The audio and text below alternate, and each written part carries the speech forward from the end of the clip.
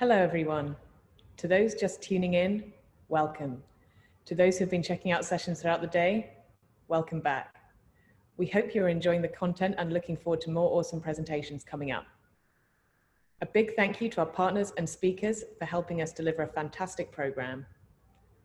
A quick reminder to join our Slack channel to interact with other attendees and join selected speakers for Q&A. You can find the link in the menu at the top of this page. Happy viewing. Hey everyone, thanks for joining. I'm Maggie, I work at Drift, and I know we all have a million things going on right now, so I'm going to get right to the point.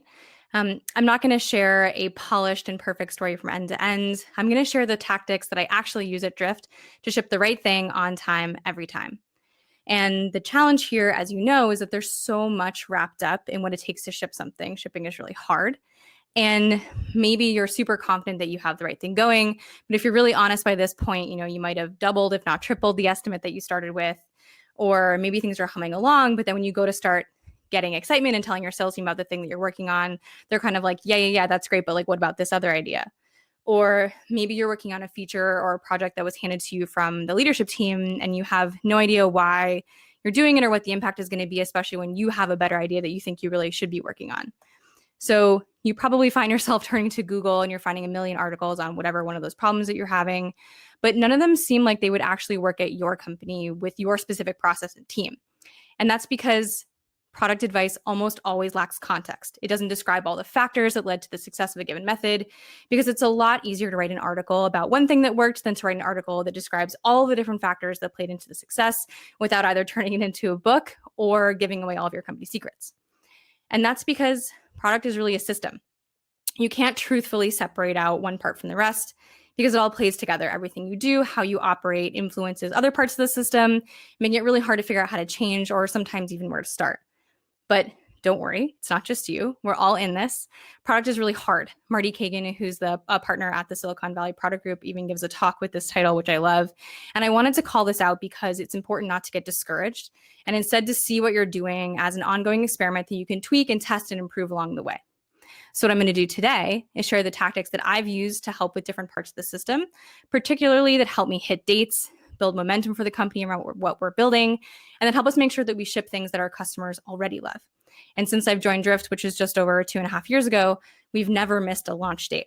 So this is truly what we do and truly how we work. And my hope is that some of these tactics are useful and you can plug them into the system that you're already in.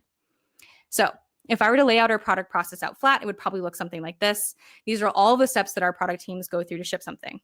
And today, I'm going to focus on these parts of the system as they're most relevant to shipping things on time and building momentum, with the added benefit of you not needing to change your entire process for them to be useful.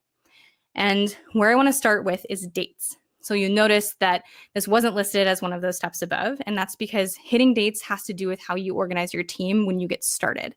Hitting dates means hitting the date of your overall mission, which might be your goal for the quarter. It also means hitting all the little dates that you have along the way. And you're going to have to be able to hit those dates, of course, to hit your sort of big macro date. And luckily, it turns out that there is a simple, although not easy, secret to this process. And that's that you have to avoid thinking about the feature when you're setting the date, and instead you have to focus on the outcome. And what you really need to get started with this are two things. You need a story and a date. So the story is the problem that you're solving, but the story shouldn't be something high level like my users need to be able to log in and like understand what's going on. It should be really specific. You should know exactly who you're solving for.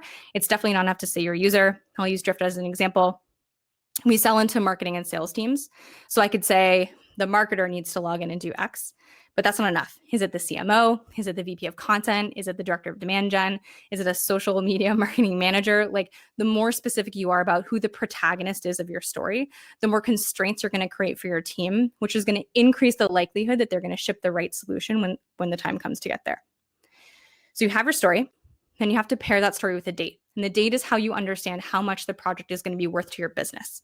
So the date you set is a constraint that's going to have a huge impact on how your team thinks about the solution that they're going to build, because obviously there's a big difference between setting a date that's a week from now versus setting a date that's 6 months from now. And Ryan Singer, who's the head of strategy at Basecamp, had this really great diagram recently that he tweeted that I loved on this topic. And so you can think about the story and the date as this sort of like box on the left. It gives you a set of hard constraints. that once the team understands those constraints, they spend their time discovering the solution kind of within the context of the story and that date. Versus if you forget to set a date, or if you instead you focus on the feature, instead of giving your team those constraints, you end up on the right where you have this sort of like problem, and then your scope kind of continues to increase and increase and increase. And so to help solve that problem, to help solve the problem of your dates always slipping, if instead you give yourself a fixed time and variable scope, that's how you're going to be able to sort of hit those dates day in and day out. So I'll give you a more tactical example. Especially in B2B, it's really common to have a project that's about helping customers understand what's happening. That's typically a report.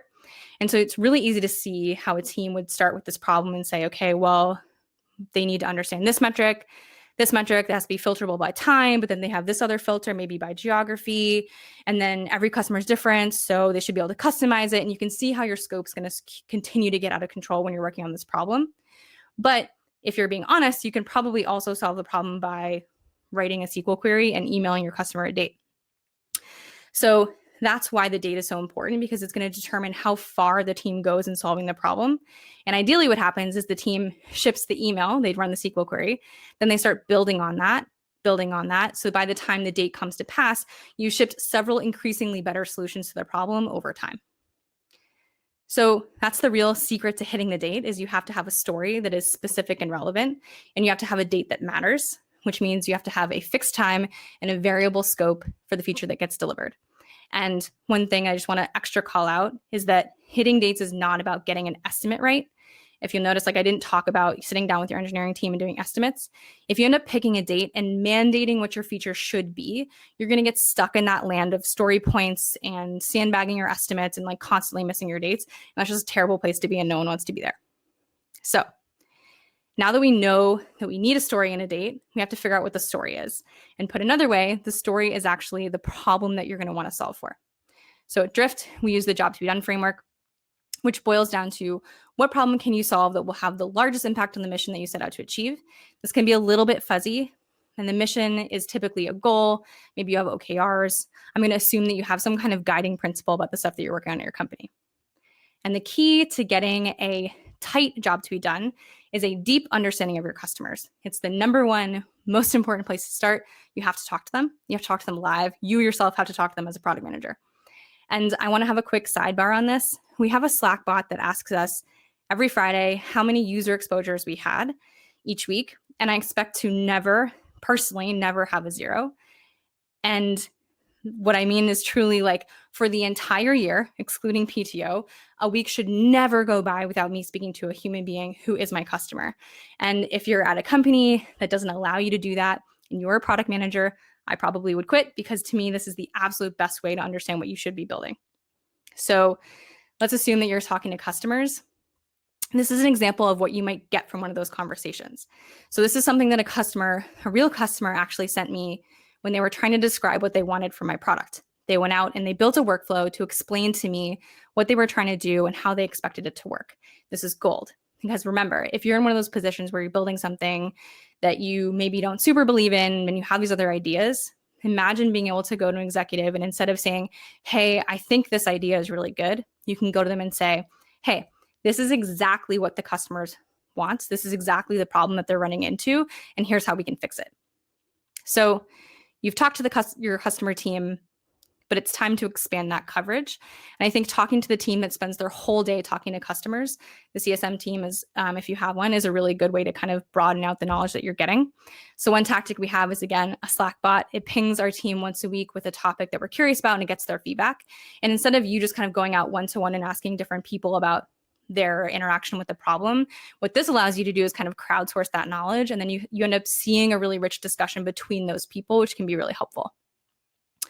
We also just started a couple of weeks ago testing out a board where people can write up customer pain points to see if we can engage even more people at the company in this discussion. And this has really been great for visibility. And again, is just a tactic to help you understand the full scope of a customer problem. If you ever feel like the people that you're talking to are only giving you part of it, this is a good way to kind of broaden out your understanding of that problem. So then, once you understand your customers and you know your mission from your goal setting process, you can kind of smash it all together and summarize it into a really crisp story that describes the problem that you're solving. So a typical job to be done is going to follow the framework of as an X, I want a Y so that I can Z. But personally, I believe in taking a lot of editorial liberty and telling a story, because you never know what part of that story is going to strike a chord with the team and inspire them to think of an idea. And what's important to remember is that it's a story. It describes the customer problem in really specific detail, including why that problem matters to the customer.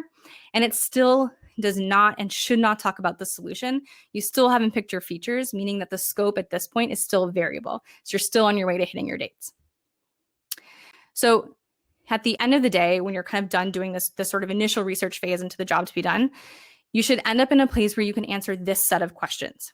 And if you're not able to answer these with specificity and clarity, it's going to be unlikely that the team is going to head in the right direction, or kind of even worse, they might ship something amazing, but it might not end up being as relevant for your business as it should be. So these are the questions that you can ask to make sure that you're on track to not only build a high quality product, but one that matters for your business and the market that you're in. And I'm spending so much time on this part of it because to me, if you get this part right, if you define your problem well, if you're super clear, very specific, you have lots of good customer anecdotes, everything else downstream of this is going to be easier because you're going to start with a much deeper shared understanding of what you're trying to accomplish. So let's say you've done all this stuff really well, you have your problem, you really know what you want to tackle. The next step is the story time. And I wanted to talk about this because I think it's something that everyone can try, kind of regardless of the system that you're in, because it's just a meeting. And story time is how you transition from the problem space to the solution space. So it's the start of all that great design research that we know and love. And above all, it's really about bringing your team along for the ride that you've already been on as if you're a PM doing that initial research. And the goal is to figure out what would you need to know in order to solve for the problem that you've identified. So in the room, it's a meeting, probably 30 minutes to an hour. You have to bring the whole team that's going to actually work on the problems. That's the PM, hopefully a product designer, hopefully the actual engineers who are going to work on it. Ideally, you'd have someone from customer support or customer success. And what you do is you go through the problem, you go through your research, you really tell that rich story about the customer. And then you develop open questions that have to be answered in order to solve the problem. And just to be really specific, it's going to look kind of like this. And this whiteboard is full of comments that are like, what would it do? And what's it going to look like? And maybe there's a technical complexity that you kind of know about. And you can ask questions like, is this possible? What are the different ways we could approach this? And then you kind of start to brainstorm and move from problem to solution. And you leave the meeting with a list of open questions. And the key here is that you assign them with dates, of course, to every single member of the team. And then they go off, hopefully a day or two, maximum a week, and they come back and then you share what you've learned and then you kind of do it again. And so what you're doing is you're engaging the full team in discovering the solution. So it's not like a PM is writing a spec and handing it over. The engineering team is ideally engaged in the solution. So that's really how you start to narrow the scope down. By answering open questions, you're starting to figure out exactly what the solution is going to look like that's going to meet the constraints. And you can kind of go off on your merry way. I'm going to skip over the design and build. That's a really, really hard thing to change if you're not kind of head of product. So I'm going to assume you built it and you're in the process of building it. And the next step is to make sure it actually is going to meet your customers' needs the way you thought it would. So we use a tactic called early access, which means picking a small handful of customers to partner with to finish building the thing that you're working on. And Heaton Shaw created this diagram that I think says it best. Early access is about engaging your customers and partnering with them versus giving them an early sort of buggy software that might miss the mark. And the framing matters a lot here because it's going to help you engage your customers in the right way. It's going to help them feel like they're a part of the thing you're building. And it's going to get them really motivated to kind of participate in this process with you. So here's an example of a goal that a real team at Drift set for themselves with their early access program. And the important thing that I wanted to call out here is that you can't just test with a group of people and then launch when the date comes up, kind of regardless. You're going to have to change what you're doing based on their feedback. You have to leave time and space and especially emotional space to allow for your customers to decide that what you're doing is not exactly what they wanted. And because you're going to need to change things, you need to be really careful with the customers that you select to participate in this process. So this might seem obvious, but it's important to call out. They should represent your target persona for your business. They should be willing to use something that might break because it is kind of early. They should be willing to give real feedback. Try really hard to avoid the people who are always like, yeah, this is great. And ideally, they should be open to speaking publicly about using your product. And I always ask my customer teams for recommendations because you never really know how an early access program could help with a churn risk. It could help with an expansion opportunity, or it could just get someone really, really excited and turn them into an evangelist, especially if you're not in the B2B space. So here's an example of a real email that I actually used in soliciting some participants for an early access program. And what I'm asking in this email is for someone to use the product without me there and to film themselves using it. And I did that because I wanted to weed out the people who weren't willing to participate and put some time into the program, because you need people to put time in. And I also didn't want to bias the feedback they were going to give me. And I got some really, really amazing and hilarious videos back from this. That's just another tactic that you can use. And here's another example where I'm a little bit later in the process of an EAP and I'm asking, like, am I hitting the mark? Am I getting close to getting that like 10 out of 10 feedback? And the key here is honesty. So I'm asking Brian to give me a rating, and you'll notice that this is a picture of Slack. So we have shared Slack channels with some of our customers to help facilitate this process, which means I can DM Brian and ask him how he feels about this product. And that actually also means that he can DM me. So the thing that I wanted to call out here is that you should really know your customers. This is Rob. We worked together to build Drift Automation, which is a product we launched last year. And he's actually changed companies since then, but he went to another company that uses Drift in the same product because it's part of how he wants to do his job. And he sees himself, and he truly is a partner of ours in how we're building our company and our product. And like, this is an example I wanted to call out because you have to get personal. Your customers, in my opinion, shouldn't be like abstract beings that exist in some kind of like persona document that floats around your wiki. They need to be real, because the more real your understanding is, the more specific and useful your stories are going to be that you're going to write with your teams. No matter what the reality is of your customers, they're always going to surprise you. They're never going to be as perfect and as like straightforward and easy to understand as a persona. And no matter how long you do product, your customers are always going to keep surprising you. So I just wanted to make sure to say, like, don't be arrogant. Don't assume that you know what your customers need. Just spend the time to talk to them, because it's always going to be worth it. So you've been talking to your EAP customers. You've been iterating based on their feedback. In my opinion, the last thing that you need to do before you can move on and launch publicly is to not only make sure that you've solved for that job to be done, but to make sure that your customers like it. So I think that you should be getting feedback like this. This filter is really hard to articulate in a spec, but try to look for it. And it matters because this is the attitude. This attitude is how you know that you're starting to hit the mark on what you're doing, that you're building something that's going to be exciting enough to drive your business forward. And by that point, that means you've hit all your gates. Everyone's super excited. You're getting 10s out of 10 on your EAP. It's time to launch publicly. And this is where that product-led magic really starts to click into place. Because this whole time, you've been super focused on your customers. You've done all that research. You've story timed. You've done an EAP. You've partnered with your customers, which means when it's time to launch, you have all of their stories. You already have case studies. You should already have results. So as a product team, you end up going to your go-to-market team with all this ammo for them to use to build a business. And ideally, you've hammered that customer story home so many times that the whole team should be able to tell the story. So for example, at Drift, when we release something, the engineers who worked on the product post their work in a Slack channel called Shipyard, and every single one of them always can articulate the why, can articulate who it's for, and why it matters.